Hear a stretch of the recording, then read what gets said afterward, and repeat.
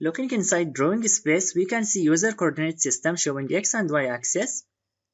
The red line represents the X-axis, the green line represents Y-axis. As we can see, the entire space filled with grid lines. We can switch these grid lines on and off by grid button present on statue bar. So go to statue bar and this is our grid button.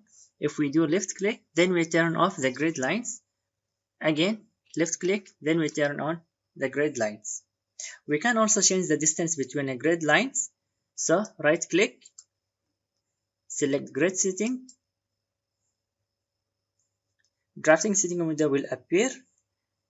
From Snap and Grid tab, go to Grid Spacing. Let's make grid spacing in X-axis to be 1 inches.